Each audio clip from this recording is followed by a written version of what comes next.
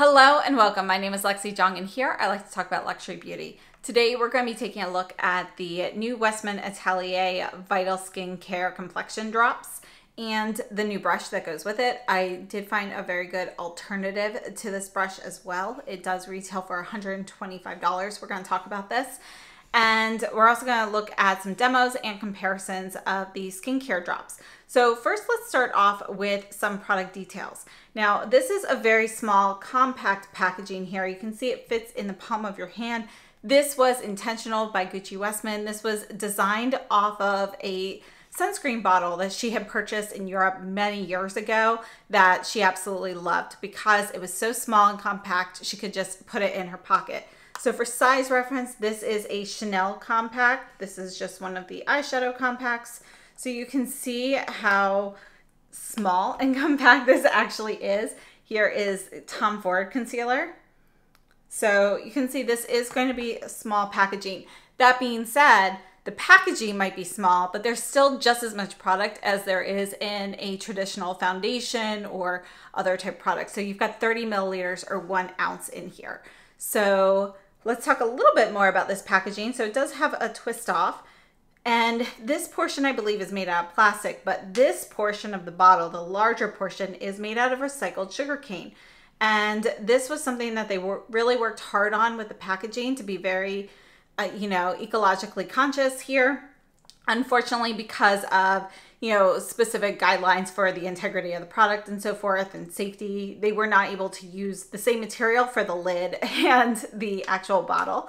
So the bottle portion is made out of sugarcane, and this is going to be a liquidy product. So this is shade N that I have. You can see how thin of a serum like product it is. And let me just go ahead and put this on for you. You can see how much of a sheen there is on this. So I'm going to leave this here and we'll test it for oxidation in a little bit. Let me just blend in a little bit more of this. We'll just leave a portion at the top so you can see that wet. Now, as I mentioned, the lid is a different material, but it's still 100% BPA and phthalate free. So we're going to go ahead and jump into the demos here, and I'm going to talk a little bit more about this product while you can see the application of this. And as I mentioned, I have shade Atelier N for neutral. This is my normal shade in the foundation stick as well, and we will compare those. And this product is made in Italy. As I mentioned, we do have 1 full fluid ounce or 30 milliliters of product, and there is a 1-year shelf life for this. Now in the demos, I am using 2 different brushes. You can see I've got the first demo with it's the Kyoto Fupa 01 brush, what used to be the 01. It's now called the F02, so I know that can be a little confusing. So I have that one. This is going to be synthetic bristles, so it's going to be very similar to the Westman Atelier brush, but you can notice that this is smaller. Well, Kyoto just made an extra large version of this, which I believe is going to be very similar, if not exactly the same size as this. So just something to note. We'll talk about that when we get to the brush comparisons at the end here. But as you can see with this these skincare complexion drops, this is going to be a very thin, lightweight serum. It's supposed to give you light to medium buildable coverage. According to Westman Atelier, this is makeup that works with your skin, not over it. And the particular details on here, it gives you breathable coverage, radiance, improves bare skin quality with repeated use. And one of the main things that I think is a really great feature of this product is that there are skincare actives at efficacy levels. So a lot of times a brand will include skincare actives to be able to say that they've included them, but the actual percentage of that in there or the other ingredients that are in there means that you're not really getting any benefit from having that in there. This is not supposed to be like that. This is supposed to actually be effective as skincare as well. Now, whether it is or not, at this point, I have not noticed any particular skincare benefits, but I've only been using this for a couple of weeks now. So it also is supposed to hydrate your skin, evens out your skin tone, soothes. So like if you have redness in your skin and so forth, it is supposed to help calm down redness. It's also supposed to improve your skin's texture, firmness, and radiance so that your skin acts younger. I thought that was an interesting way to phrase it. It's supposed to act younger. And according to Westman Atelier, each drop glides on like a lightweight oil and transforms into a cushiony serum for dewy, facial, fresh skin long after it's washed off. So a little bit about that. It's definitely going to be an oily product. There are a lot of oils in the ingredients. You can check those out. And, you know, it says it transforms from this oil to this cushiony serum. On me, I feel like this just looks very dewy, very shiny like an oil pretty much all day. So I don't notice any particular transformation into something that does not look oily personally. So it's recommended for dry, normal, and combination skin. I can see people with dry skin really liking this. My skin is considered normal or balanced. I do lean a little bit dry at times, but right now it's pretty normal. And for me, this is just going to be a little bit too radiant. It's definitely a very radiant product. And yeah, we're going to look at how this product has oxidized over time as well. I think overall the texture of it, it feels very dewy, feels a little bit, it always feels a little oily to me personally. I feel like I need to powder this when I put this on.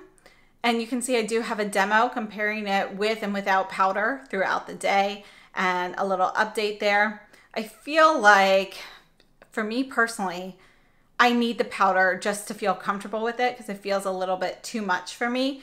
And I've tested it between 2 and 4 drops. Gucci Westman recommends using between 3 and 4 drops.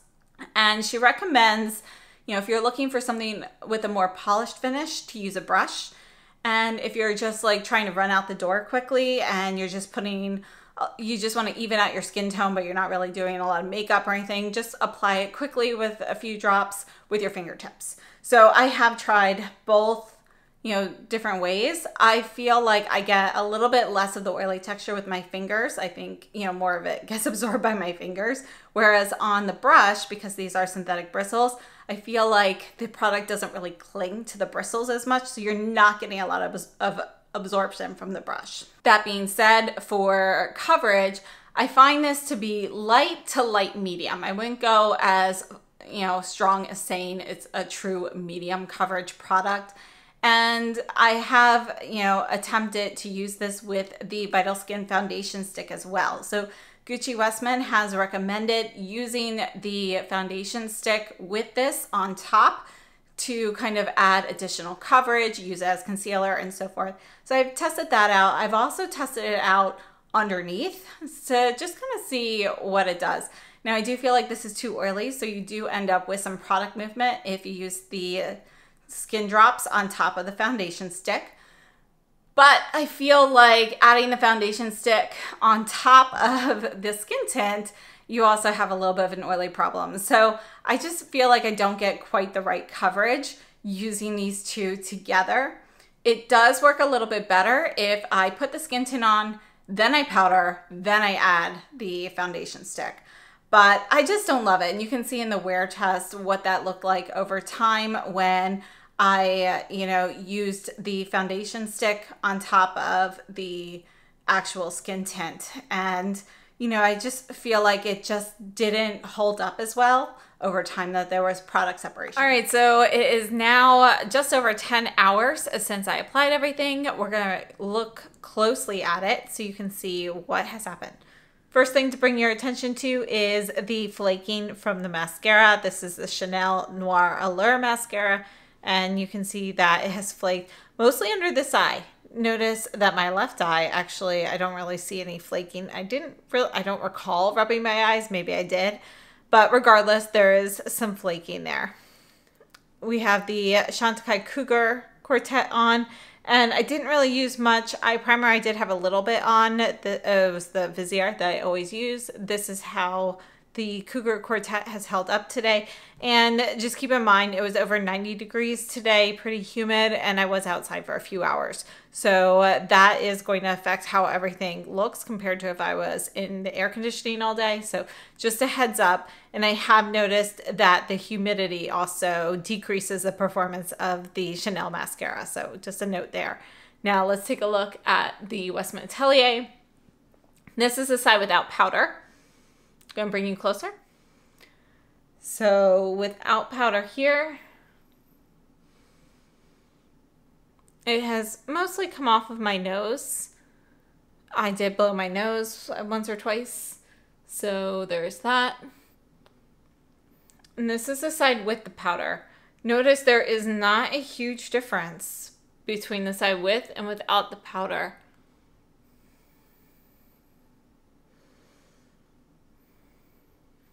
So overall for the Westman Atelier, looking at it up close, I feel like both sides look fairly similar to each other. I did not use a primer, underneath this skin tint today, so that is something to be aware of. There is no primer. This was directly on skincare.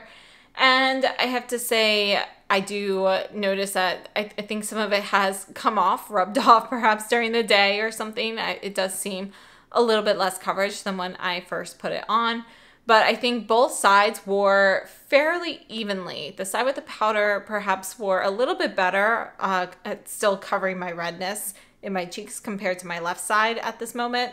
But overall, they look pretty similar. I do feel like the side that had the powder, the pores look a little bit smaller right now than they do on the side with just the tint. I feel like with just the tint, my pores look a little bit larger. I'm ready to take this off and clean my face. So that's kind of how it wore today. And again, we're between 10 and 10.5 hours at this point. So this is how it went. So my preference for this product, I almost always prefer using a brush for, face products, but this one I actually do prefer using my fingers because I feel like it kind of spreads the product out a little bit better and I am able to build things up in particular areas a little better. Again, though, I just feel like this product itself is just a little bit too oily for me. It definitely can look nice on the skin. It gives a nice radiance. I just personally, if I bump into my face, if I touch my face with my hands, I don't want it to feel like I have oil on my face. I prefer something that feels a little bit more matte, a little bit, not necessarily dry, but not quite to this level of oiliness. I don't want to feel like I just put a facial oil on. I want it to feel like it has sunken in. And I never get to that point with this. Even with powdering it, I feel like the oil still kind of comes through. So it's not a product for me, but if you do have dry skin, this might be a product that you are interested in. So let's take a look at the Complexion drop. So this is where it has dried on my hand. You can see the radiance there. It has a little bit of a pearlescent finish to it. And let me just add another drop here so you can see how it changes over, time, because it's been about 15 minutes since I first put this on. So you can see that there's really not going to be that much oxidation, and it's pretty good in that respect, I would have to say. I mean, look at those. Now here is the foundation stick in N, and I'm just going to put this right in between those two so you can kind of see that. So here's the foundation stick. Now you can see that they look pretty similar when it's built up here, but I do feel like when you blend this out, because of this radiant sheen, the skin tint ends up looking lighter. It has a little bit more of this whiter, pearly look. So on the skin, it's gonna look a bit lighter than the foundation stick, which is a bit more matte. So that's just something to note. I'm not sure with the deeper shades if there's still going to be any of that whitish tint to it, or if it's just because my shade is so light. There is no sunscreen in here, so that it might just be because of the shade. So I just wanted to mention a few of the ingredients. The very first ingredient listed is squalane, And then we have water followed by avocado oil and what is this? Granadum seed oil. Punica granadum seed oil. I'm not sure exactly what kind of oil that is. And then we have some mica, pentylene glycol, and then we go into more oils. We've got camellia and so forth. So this is definitely going to be an oil heavy product. So just something to note, but it is non-comedogenic. One other thing I want to mention, although this is not an SPF product, the very last ingredient on here is titanium dioxide. So just something to note, because that is definitely something that contributes to that whitish look on here, but it is the last ingredient on here, so it should be present in very small concentrations. Now, fragrance is not listed on here, but there is a scent to this, and it's going to be more like your natural scents. If you're familiar with like the Kjær Weiss skin tint, the beautiful tint that just came out, these actually do have a similar scent. The Kjær Weiss scent is a little bit stronger. It's got that like natural makeup kind of scent. This is the Kjær Weiss. You can see this is going to be darker. This is F1. This is our light shade, but this is going to be much more yellow than shade N. But they do have a similar scent to them. Again, the difference is I feel like the Kjær Weiss has a bit more of a stronger floral fragrance added to it, compared to the Westman Atelier, where you're really just smelling all of those natural oils together. So something to be prepared for if this is something you're interested in. Now, this is actually a full coverage product. This is the Danessa Myricks Yummy Skin. I just want to put this on here because this is going to be a thin serum, but this gives you full coverage. This is shade 4N. I have to say, I really love this. This is going to give you radiance as well, but it's not going to be, you know, as radiant or pearly as the Westman Atelier. This is the Chantecaille Just Skin. So let me go ahead and put this next to the Westman Atelier. This is going to be a thicker product. So this is going to be more of a, you know, thicker like cream type of skin tint. This here is the shade, I believe this one's Alabaster. Yes, this is Alabaster. You can see it's going to be deeper. This has SPF in it. This is going to give you a more matte finish. It blends in very nicely. I really like the texture of this. And this will kind of sink into your skin. Feels more like a lotion. All right, I have two more that I'd like to compare this to. Take this off real quickly. But this is the Sisley Phyto Tint Nude foundation, which is not actually a tint, but I feel like this is going to be very similar in texture to it, when like in the amount of liquid in here and in the amount of coverage. However, the Sisley is not going to be as radiant, and it really will sink more into your skin. It's not as heavy in the oils. So this is technically a water-infused foundation, and it is oil-free. This is shade 000N Snow, so triple zeros. But you can see here the comparison between these. They're going to be pretty close in color, but this Sisley 000N is going to be a little bit lighter and slightly more pink, whereas the Westman Atelier is a little bit more neutral. The Westman Atelier is a better shade for me than this Sisley one. I got the wrong shade, but that's my fault. And then this is the Sisley Skin Tint. This is going to be more similar in texture to the Chantecaille Just Skin that we looked at. This is shade 0. This is actually going to be a little bit thinner in texture than the Chantecaille, but closer to that. You can see that you've got some radiance with this. This color is a better match to the Westman Atelier, but it's a little bit deeper and a little bit peachier than shade N from Westman Atelier. This is a good match. And again, if you're looking for something that is going to be not quite as oily in texture, I think this is a nice option. This is one of my favorite skin tints personally. I think it is my favorite skin tint actually. So I would definitely recommend this one. And just one more color comparison. Put this right up here next to the Westman Atelier. This is the Chanel BD01 in the, this is the Camellia, the #1 line. So this is it here. You can see how much lighter that is. This will oxidize a bit. They're going to be similar in color, except this is going to be a little bit, it's actually a little bit more golden and a little bit whiter, whereas the Westman Atelier is going to be a little bit peachier and neutral. So let's talk about this Westman Atelier brush. So size-wise, this is the Koyoto that I used in the video. You can see that this is definitely going to be a smaller version of the brush, but you can see that the shape here, the way the bristles are and everything, this actual shape is pretty much identical. This is just smaller. So as I mentioned, Koyoto has just released an extra large size of this brush, which I believe is going to be the same size as this. The Koyoto brush, both of these brushes are technically Fude brushes. They are handmade in Japan. This Westman Atelier brush has a cherry wood handle. You can see you've got this beautiful black lacquer on here. You've got a matte black ferrule, and this type of handle fits very nicely in your hand, gives you a lot of control. The bristles, these are synthetic, so they are vegan. It's polyester, and it's actually made out of 66% recycled content. So this Koyoto, these were redone, say a year ago, 2 years ago, where they now have synthetic bristles. So this is going to be very similar. You can see that they're not exactly the same material because the Koyoto is going to be a little bit of a brighter white. So there's going to be some difference in the bristles, but I have to say, feeling them, they feel the same. The shape is the same. This is just smaller. The Koyoto brushes retail for significantly less than the $125 for the Westman Atelier brush.